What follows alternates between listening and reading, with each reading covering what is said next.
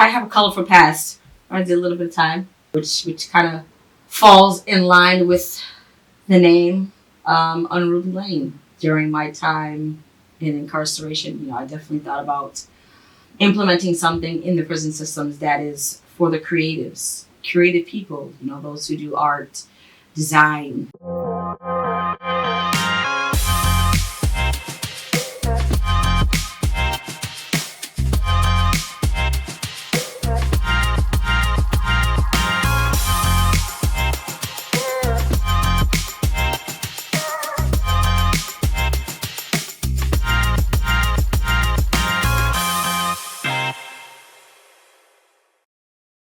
Once again, welcome to another episode of the Urban Echo. Of course, I'm Edward Andrews, the host, and today I have the lovely Mrs. Tony Renee. Hello. Yeah. So me and Tony, we met, and she was telling me a lot about her success after, the hardships, but she could explain a lot more than I can. But we want to try to stay focused on her clothing line. And if you are watching this, we would give her your information so they could get at you to get some of your stuff.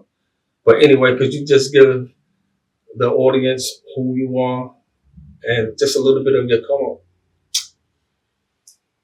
So my name is Tony Renee. I started out in the fashion industry in New York City. I was a stylist for some time with the Saks Fifth Avenue Club, and then branching off into TV and film, and the All-Star Weekend, Sundance Film Festival, and things of that sort, being a stylist. From there, I switched gears and started my own line named Tony Renee Collections. That's the mega brand, if you will. The sub brand underneath that is Unruly Lane. In the early stages, which it's still the early stages, as a one-woman army, I kind of started out with handbags and accessories, such as gloves. My current product that I have been trying to get out to the masses on a global level, because it is so expansive, is the ransom note glove concept design. It is something that is customizable. You can buy the product as is. It's catchphrases that are now, as far as, the current vernacular that I guess cool kids say, or, whatever, social media trends are, those things are on the gloves. However, to take it a step further, you can customize it and put mantras, affirmations, significant dates, or just words that you live by, artfully placed on a glove in your preferred language, which is what makes it so expansive. So essentially, it's just typography made into fashion, if you will. Okay. That's a whole lot. Yeah. And if nobody don't know that language, they'll be like me, kind of lost with all of that, right? But it's good that you're here. I see that we got some things in common. You're from Brooklyn, right? Yes. What part of Brooklyn you say you're from? Canarsie. Canarsie. Okay. Brookline. I'm from Red Oak. And another thing we got in common, our background, right? Yes, I have a colorful past. I did a little bit of time, fed time. You did some spare time? I did, yes. Which kind of falls in line with the name Unruly Lane, and just the way I just broke into the fashion industry, or the fashion rules that I break, as when it comes to styling and dressing, if you will. And it's just, Unruly Lane is, I guess you could say, it's a lifestyle, a way of fashion life, if you will. You kind of march to your own beat. You don't necessarily follow trends. You are aware of them, but your style sense is non-pareil, if you will. I like that you say that you don't follow no trend. You came here and just, saying, you prayed while you was in prison and you just follow that lane that, saying your creator gave you, right? Correct. And there's so many things that, the creator has given me that I have wanted to execute as far as certain things that, plague our community. During my time, in incarceration, I definitely thought about, implementing something in the prison systems that is for the creatives. What about, creative people, those who do art, design, all those things, or even implementing certain trades that you can learn. I just thought that that's lacking. When I got out, when I was working in a recovery home for men and women, I thought it would be another great idea, which I did start the process. I'm no longer there at that company, but it was art therapy. I thought it was something that is powerful. Art therapy can be utilized in a group setting or individually. And I thought, instead of going over the redundant 12 steps that they come in and, some people use these programs as a revolving door, if you know what I mean. Mm-hmm. But for those who really want to make a change, I started having them do arts therapy. So at that time, there was a gentleman in the home who was a musician. He had his guitar, right? He didn't have a bag of clothes when he came in, but he had his guitar. So I asked him if he would play some type of soothing background music at the time of group while the gentleman painted.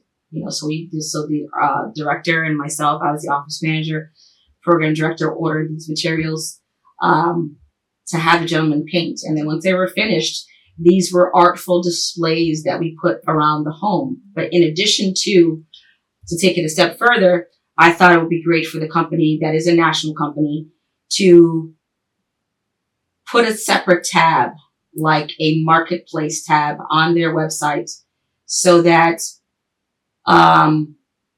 people who are in recovery, because as we all know, recovery comes, in phases. And in my opinion, we're all in recovery in some way, shape, or form, whether it's from substance abuse, incarceration, a breakup, job loss, whatever. You're in some type of recovery, right? So the fact that we go through phases, or they go through phases in recovery, and if the client was able to produce a piece of art that's tangible, right? That we could sell, that we could display and sell, and that their loved one could see, and just put, if obviously by their consent, put the client's first initial, last name, phase 1, phase 3, and then their art. And they could even name their art piece, right? They could name it, and there could be a price on it. And I thought it would be something that would evoke some attention, and get some type of views. You never know, because, when you're substance abusing or drugging, if you will, you lose those endorphins of those things that makes you happy. So people can be in a home and they're trying to recover. What's wrong with allowing them to do something with their hands? It could even be sculpting, painting. So when you was in prison, was you into the art and craft and the sewing stuff? Well, when at the time I was there, unfortunately, when I was there, it was when it was at the height of COVID, or at the beginning. So everything was shut down, and there wasn't really any type of creative curriculum. When I say creative curriculum, something that you could come out and use it in the workplace. So when I say creatives, like, what if you like to do interior design, event decor? You go to events and you set up balloon arches or any other type of or centerpiece. You know, there's no creative anything like that. Or let's say you're into fashion styling or fashion design, or you're a musician. Where's that creative element in the incarceration system? Where is it? Do you know of any? From my experience, no. Right. So I think that is something that even, you know, you probably have amazing tattoo artists in jail or in prison. You know, where's that stuff that they can go to? Musicians, artists, fashion people, those creatives, you know, an Unruly Lane Academy of bandits, but of talented people, right? I think that is something that should be looked into. I can see your creative juices though. You know, you don't put like no limitations on what you think and how you think. And one thing I want everybody to see is that we all have second chances. And second chances don't only create statistics, but they also create leaders. And I just love your style, how you just, because a lot of us, when we go home, we just be trying to see how we can help our population out. Not like you're not doing it, but you're trying to create another lane so you can help your population. Correct. So you won't have to follow nobody's trends or anything like that, man. And that's fly. To me, that's fly. And so, do you go back and talk to, you know, the prison population or the youth that might be, you know, in the darkness? So, or if you don't, what's funny is I'm I'm so my passion is fashion, but I work in the field of event management, special and private event management. And the other day, I saw a gentleman who was a counselor in one of the jails I was in. Mm. And so he didn't recognize me, I recognized him. And he was like, "Thank you for recognizing me." He asked me about coming back. And I said I would. I definitely agreed to do something like that. So I have not done it yet, but I was asked, and it's funny that you say that.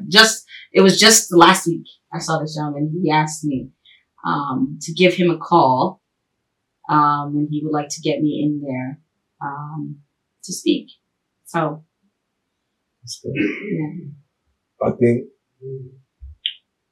it's all. I mean, for me, when I go in, I don't look down on the brothers, but I look as far as I came when I go inside. Right. It's not it's a beautiful feeling when you know that you can walk out when you're ready to, versus the door slam when you get from your visit, you know. Right. And so what this podcast is about being like informative, like to prevent guys or to let the audience know some of our, you know, saying shortcomings and how did we come up from those shortcomings, and also what are we doing, you know, say for our community, like, you know. And I believe that you have an interested, you know, same thing in fashion. Like, I would like for, you know, saying you to follow your dreams and just being successful in getting it. And we all know that, you know, there's going to be a whole bunch of loops and hardship. But we got to remember that when you see that hardship, ease is right next to it, just like that. It's not, ease ain't way back here. Ease is right here. And the one thing we had to learn, what jail taught all of us, is patience, right? Yeah, right? Yeah. Yes. And so, where are you? Like, do you have a wholesale? Like, how do you go about the process with this vision of yours? Um, I have my manufacturers that are overseas, Yeah. but as I mentioned, I'm just a one woman army, and I'm working until I can get to do what I want to do. Right now, I'm doing what I have to do, but um, things are not necessarily going my way at this time.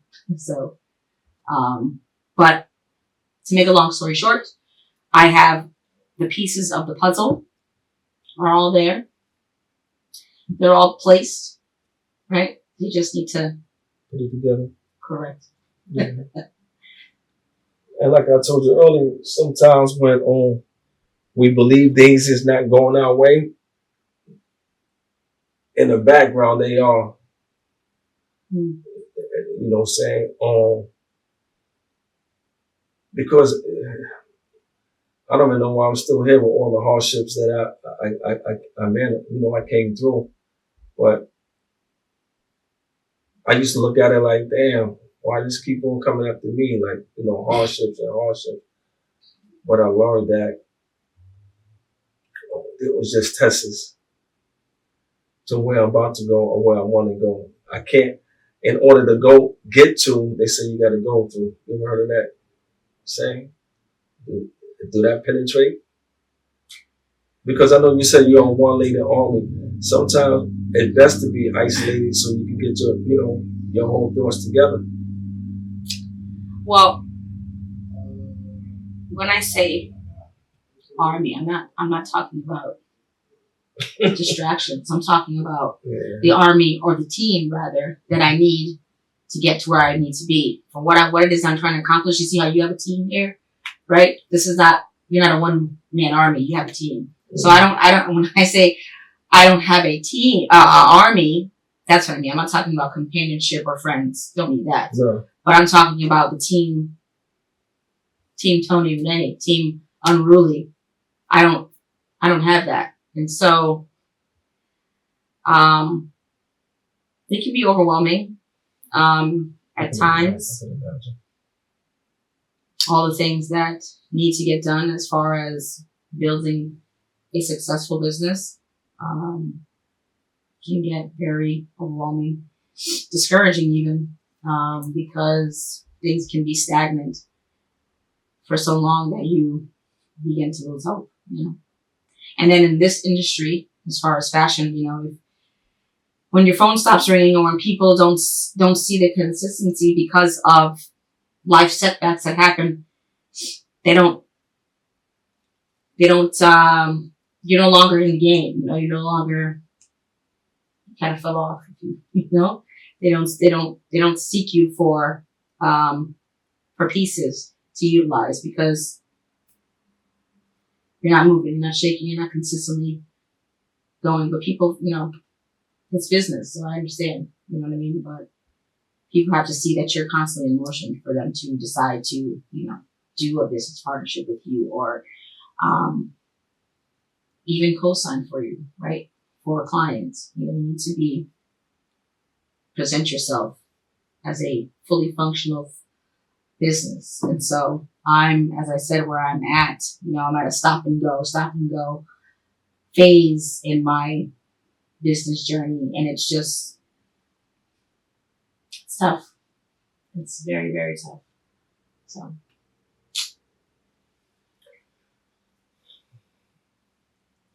Yeah.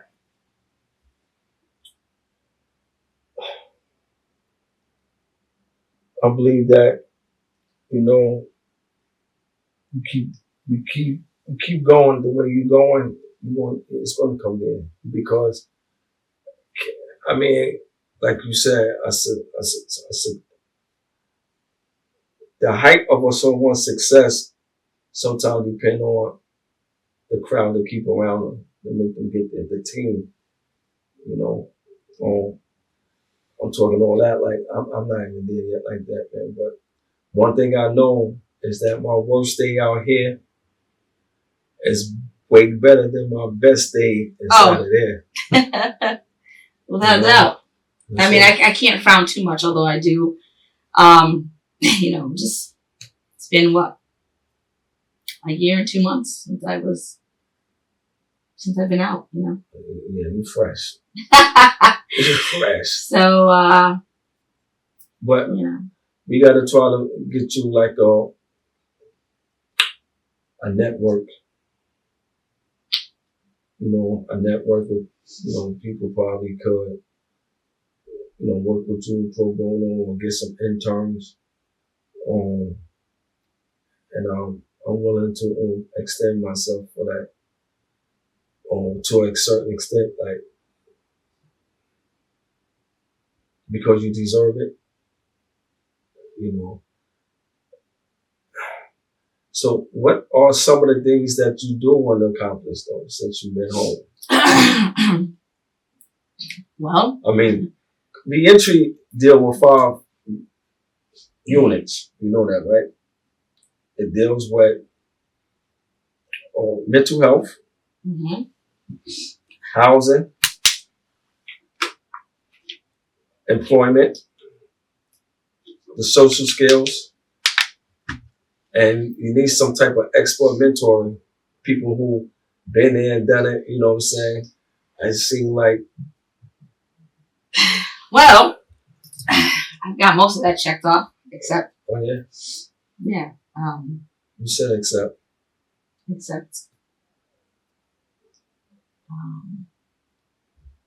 I mean, I'm with family right now, so I mean, that doesn't really count as.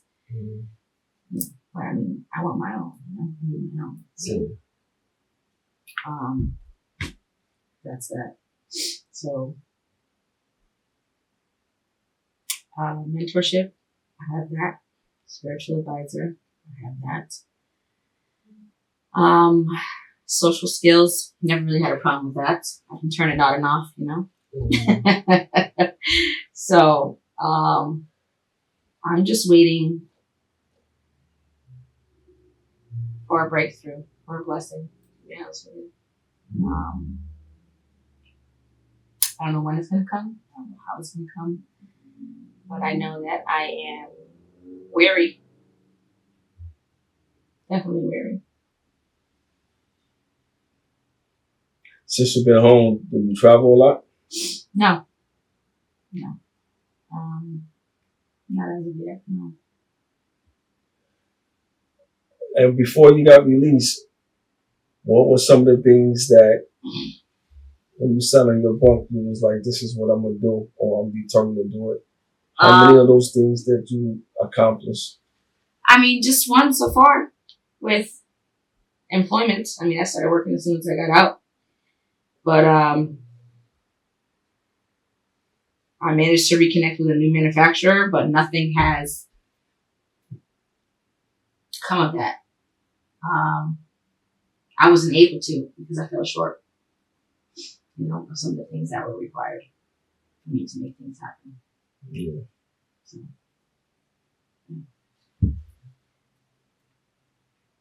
Do you think you capitalized a lot since you've been in prison on some of your bad habits or behaviors? Do I think I what? Capitalized. On some of my bad behaviors? No, I don't think I can't really capitalize on my bad behaviors.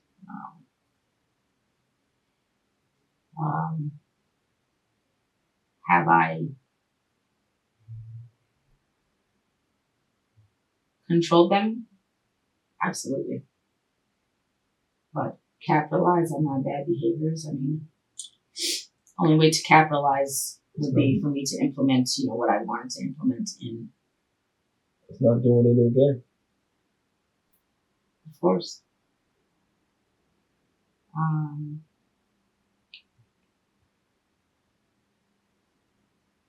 It's been a journey, to say the least. Still, yeah. You ain't up to destination though. Like you said, no. It's a journey. It's a journey. Any last words you would like to share with the audience of? You guys edit this, right? Yeah. Okay.